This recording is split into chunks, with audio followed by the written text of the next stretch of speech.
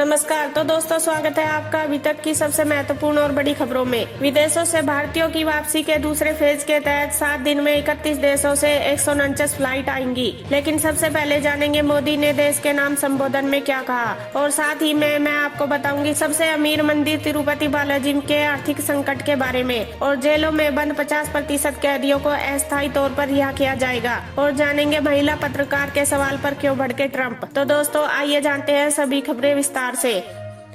विदेशों से भारतीयों की वापसी का दूसरा फेज 16 मई से शुरू होगा। 7 दिन में 31 देशों से 149 फ्लाइट आएंगी। कोरोना की वजह से विदेशों में फंसे भारतीयों की वतन वापसी के मिशन वंदे भारत का दूसरा फेज 16 मई से शुरू होगा। यह फेज 7 दिन यानी 22 मई तक चलेगा। इस दौरान 31 देशों से 149 फ्लाइट्स आएंगी। सबसे ज्यादा 13 फ्लाइट्स अमेरिका से आएंगी। न्यूज एजेंसी एनआई ने सूत्रों के हवाले से ये जानकारी दी है। वंदे भारत मिशन का पहला फेज 7 मई को शुरू हुआ था। देश के नाम मोदी का मंगल संदेश। मोदी ने कहा 18 मई से नए रंग रूप वाला होगा लॉकडाउन 4। अर्थव्यवस्था को रफ्तार देने के लिए 20 लाख करोड़ का स्पेशल पैकेज देंगे। आइए जानते हैं पूरी खबर। दोस्तों, प्रधानमंत्री नरेंद्र मोदी ने राष्ट्र के नाम संदेश दिया। उन्होंने कहा कि दुनिया ने कभी ऐसा संकट नहीं देखा है। मोदी ने कहा है कि कोरोना का संकट अभूतपूर्व है। हमें इस संकट से बचना भी है और आगे बढ़ना भी है। इस दौरान नरेंद्र मोदी ने 20 लाख करोड़ रुपए के विशेष आर्थिक पैकेज का ऐलान किया और कहा कि यह आर्थिक गतिविधियों को रफ्तार देगा। देश में लॉकडाउन के 54 दिन में यह उनका 5वां संदेश है। इस संदेश से पहले सोमवार को मोदी ने मुख्यमंत्रियों से करीब 6 घंटे बातचीत की थी। दोस्तों, एक दिन पहले ही प्रधानमंत्री मोदी ने राज्यों के मुख्यमंत्रियों के साथ कोरोना वायरस और लॉकडाउन के मसले पर चर्चा की थी। पीएम मोदी ने कहा था कि भले ही हम लॉकडाउन को क्रमबद्ध ढंग से हटाने पर गौर कर रहे हैं, लेकिन हमें यह भी याद रखना चाहिए कि जब तक हम वायरस पर कारगर कोई वैक्सीन या उपाय नहीं ढूंढ लेते, तब तक वायरस से लड़ने के लिए हमारे पास सबसे बड़ा हथियार सामाजिक दूरी ही है।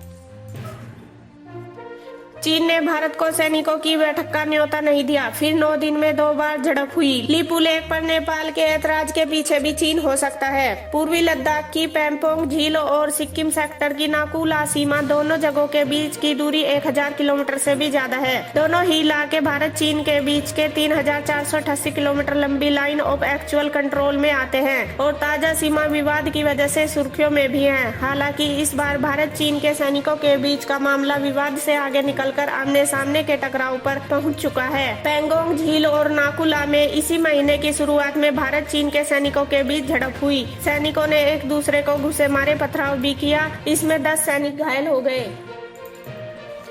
71,441 केस। स्वास्थ्य मंत्री ने कहा रिकवरी रेट लगातार बेहतर हो रहा। अब यह 31.7%। कोरोना से डेथ रेट की दुनिया में सबसे कम 3.2%। देश में कोरोना संक्रमितों की संख्या 71,359 हो गई है। इसमें से दिल्ली में 406, राजस्थान में 68, कर्नाटक में 42, आंध्र प्रदेश में 33, ओडिशा में 23, बिहार में 18, चंडीगढ़ में 6, हिमाचल में 3 और झारखंड में 2 मरीज मिले। ये आंकड़े कोविड-19 इंडिया.org और राज्य सरकार से मिली जानकारी के आधार पर हैं। केंद्रीय स्वास्थ्य मंत्रालय के मुताबिक देश में 70,756 संक्रमित हैं। 46,000 और 8 का इलाज चल रहा है। 22,454 ठीक हो चुके हैं, जबकि 2,293 मरीजों की मौत हो चुकी है। अमेरिका में फंसे भारतीय H-1B वीजा धारक वतन लौटना चाहते हैं, लेकिन उनके बच्चों को परमिशन नहीं मिल रही। कोरोना की वजह से विदेशों में फंसे भारतीयों को सरकार वंदे भारत मिशन के जरिए वापस ला रही है, लेकिन 2 देशों के नियम लागू होने की वजह से अमेरिका में फंसे कई भारतीयों को दिक्कत हो रही है। नौकरी के लिए H-1B वीजा पर अमेरिका गए कई लोग इसमें शामिल हैं। अमेरिका में रह रहे ऐसे भारतीय जिनकी नौकरी चली गई है, उन्हें 60 दिन में अमेरिका छोड़ना होगा, लेकिन उनके बच्चों को भारत आने की इजाजत नहीं मिल रही क्योंकि उनका जन्म अमेरिका में हुआ है। सबसे अमीर मंदिर तिरुपति बालाजी में आर्थिक संकट। 21,000 कर्मचारियों की सैलरी में हो सकती है देरी। देश का सबसे अमीर माने जाने वाला तिरुपति बालाजी मंदिर भी लॉकडाउन के कारण आर्थिक संकट के दौर से गुजर रहा है। मंदिर ट्रस्ट इस महीने अपने 21,000 कर्मचारियों को समय पर सैलरी देने में परेशानी का सामना कर रहा है। कर्मचारियों को इसकी इत्तला भी दी जा चुकी है कि सैलरी काटी या रोकी नहीं जाएगी, लेकिन कुछ समय की देर हो सकती है। महाराष्ट्र राज्य सरकार की कमेटी ने कहा, जेलों में बंद 50% कैदियों को अस्थायी तौर पर रिहा किया जाए। राज्य में अभी 35,000 से ज्यादा कैदी। ऑर्थर रोड जेल में 100 कैदियों के कोरोना पॉजिटिव पाए जाने के बाद महाराष्ट्र सरकार की कमेटी ने कहा है कि राज्य में 50% कैदियों को अस्थायी तौर पर रिहा कर दिया जाए। कमेटी ने अभी यह साफ नहीं किया कि कितने समय के लिए इन कैदियों को रिहा किया जाए, लेकिन कमेटी ने कहा है कि राज्य के जेलों में बंद 35,239 कैदियों में से 50% की टेम्परेरी बेल या पैरोल पर रिहा किया जाए। कमेटी की अनुशंसा के मुताबिक जेलों से 17,000 कैदियों को रिहा किया जा सकता है। इनमें उन कैदियों को शामिल नहीं किया जाएगा जिन पर UAPA मकोका PMLR के तहत केस है।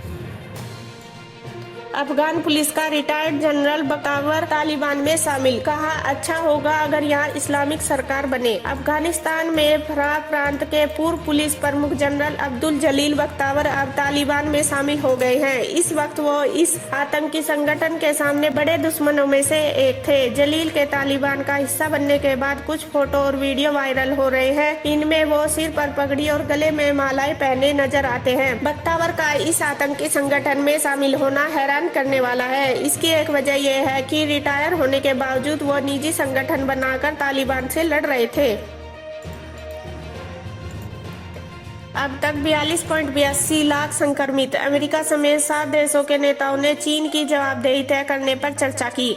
दुनिया में कोरोना वायरस के अब तक 42,82,729 मामले सामने आ चुके हैं। 2,88,615 की मौत हो चुकी है, जबकि 15,36,196 लोग ठीक हो चुके हैं। अमेरिकी विदेश मंत्री माइक पोम्पियो ने भारत के विदेश मंत्री S जयशंकर समेत 7 देशों के नेताओं से महामारी पर चर्चा की। इस दौरान सभी ने कोरोना को लेकर चीन की जवाबदेही तय करने की बात कही। इसमें इजराइल, ऑस्ट्रेलिया, ब्राजील और दक्षिण कोरिया के नेता भी शामिल हुए।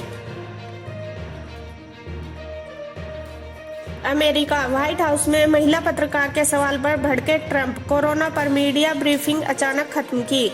अमेरिकी राष्ट्रपति डोनाल्ड ट्रंप का सोमवार को कोरोना पर ब्रीफिंग के दौरान 2 महिला पत्रकारों से विवाद हो गया। इसके बाद उन्होंने प्रेस कॉन्फ्रेंस अचानक खत्म कर दिया। न्यूज वेबसाइट हिल के अनुसार ट्रंप ने कोरोना वायरस पर प्रतिक्रिया के लिए अपने प्रशासन की तारीफ करते हुए लगभग 40 मिनट तक रिपोर्टर के सवाल के जवाब दिए।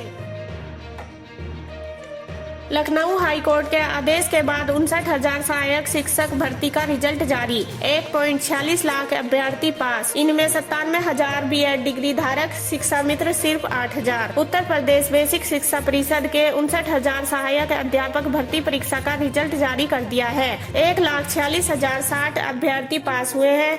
इनमें 97,000 BEd डिग्री धारक और 8,000 शिक्षा मित्र शामिल हैं। अब इनकी मेरिट तैयारी की जाएगी। परीक्षा नियामक प्राधिकार प्रयागराज उत्तर प्रदेश के सचिव अनिल भूषण चतुर्वेदी ने परीक्षा समिति की बैठक के बाद रिजल्ट जारी किया। दोस्तों, एयर इंडिया के 5 पायलट कोरोना पॉजिटिव नहीं है। यह पुष्टि फिर से हुए टेस्ट के बाद हुई। एक टेक्नीशियन और एक ड्राइवर के साथ इन 5 पायलटों की कोरोना रिपोर्ट शनिवार को पॉजिटिव आई थी। कुछ मीडिया रिपोर्ट्स में यह भी कहा जा रहा है कि इनकी टेस्ट किट खराब थी, इसी वजह से इनकी रिपोर्ट गलत आई। हालांकि अभी तक कोई आधिकारिक बयान नहीं आया है। उधर टेक्नीशियन और एक ड्राइवर को लेकर स्थिति साफ नहीं है। हाल ही में ये पायलट कार्गो फ्लाइट्स लेकर चीन गए थे। एयर इंडिया लॉकडाउन के बाद से कई देशों के लिए कार्गो उड़ानों का संचालन कर रही है। इसी बीच चिकित्सा आपूर्ति के लिए 18 अप्रैल को दिल्ली से ग्वांजो के लिए बोइंग 787 ने उड़ान भरी थी। एयरलाइन ने शंघाई और हांगकांग के लिए भी मेडिकल कार्गो उड़ानें संचालित की थी। एयरलाइन सूत्रों के मुताबिक इन 5 पायलटों ने 20 अप्रैल के बाद कोई उड़ान नहीं भरी है। देश में कल मंगलवार से 15 रूट पर 30 ट्रेनें चलाई गई। इनके लिए पहले दिन 54,000 यात्रियों को रिजर्वेशन मिला था। देश में 51 दिन बाद मंगलवार से पैसेंजर ट्रेन फिर से दौड़ी। लॉकडाउन की वजह से 22 मार्च से यह ट्रेनें बंद थी। रेलवे ने अब दिल्ली से 15 रूटों पर ट्रेनें चलाने का फैसला किया। अप और डाउन के लिहाज से इन ट्रेनों की संख्या 30 रहेगी। रेलवे ने सोमवार देर रात बताया कि इन ट्रेनों के लिए प्रातः 9:15 बजे तक 30,000 PNR नंबर जनरेट हुए। इनके जरिए 54,000 यात्रियों को रिजर्वेशन दिया गया था।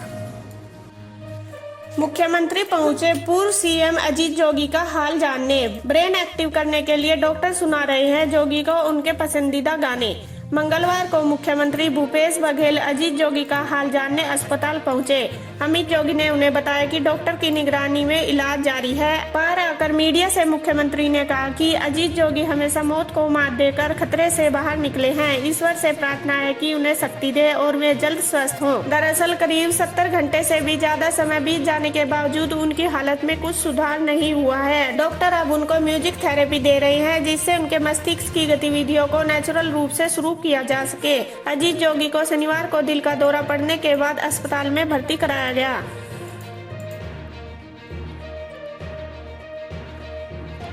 देश में जारी लॉकडाउन के चलते सभी परीक्षाएं स्थगित कर दी गई हैं। एजुकेशन सेक्टर पर कोरोना वायरस का बुरी तरह प्रभाव पड़ रहा है। ऐसे में बोर्ड परीक्षाएं के बाद अब चंडीगढ़ के सरकारी स्कूलों की 9वीं और 11वीं क्लास के स्टूडेंट्स की कंपार्टमेंट की परीक्षाएं भी स्थगित कर दी गई हैं। चंडीगढ़ में 9वीं और 11वीं क्लास के स्टूडेंट की कंपार्टमेंट की परीक्षाएं 15 मई को आयोजित की जानी थी, लेकिन इन्हें अगले आदेश तक स्थगित कर दिया गया है। इन परीक्षाओं में करीब 4550 स्टूडेंट शामिल होने वाले थे। अब दोबारा से एग्जाम आयोजित कराने से पहले परीक्षा की नई तारीखें स्टूडेंट के साथ शेयर कर दी जाएंगी। ये थी अभी तक की ताजा खबरें। देश दुनिया की ताजा खबरें जानने के लिए मेरा चैनल अभी सब्सक्राइब कर ले। मिलते हैं अगली वीडियो में। सावधान रहिए, सुरक्षित रहिए और देखते रहिए वायरल हिंदी न्यूज। धन्यवाद।